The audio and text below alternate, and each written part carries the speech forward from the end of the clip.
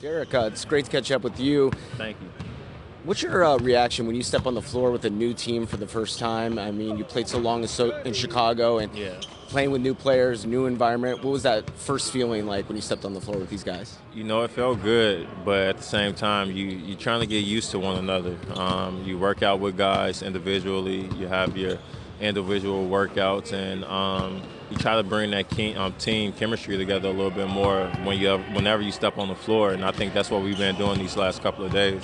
Is there a process where you're actually not on the floor, but you're on the sidelines and you can evaluate the guys from that point of view and see what their skill sets are, how they work on the floor, and their chemistry, personality, all those types of things that you can evaluate from the sidelines? Oh yeah, of course, a little bit, but being on the court is a lot better. I would say that. But like right now, everybody's working out. We're doing something that's going to help the game. It's going to help our team win. So that's what we need, just the extra work, because you never know when you're going to use it, and it should pay off someday. Now, when you step on the court with a guy of 7'3", growing still like Porzingis, what's that like for a point guard?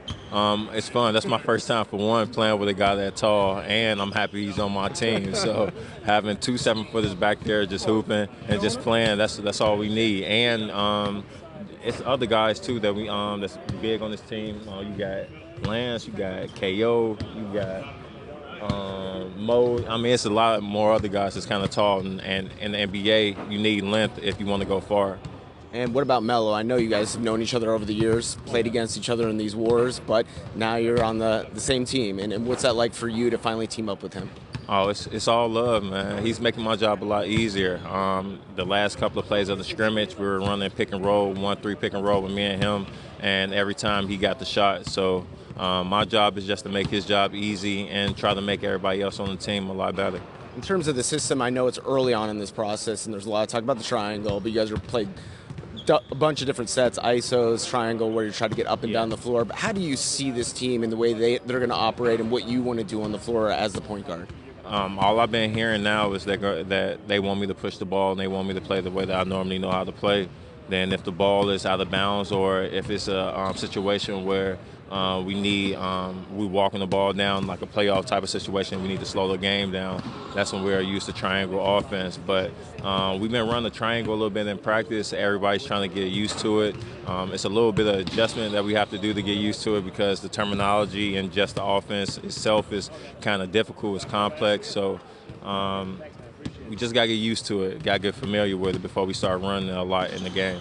At this point in your career, is there a maturity level, an experience level that you feel that maybe things can change or the speed of the game changes and you can see different ways to be successful? Does that happen at this point in your career and where you're at now?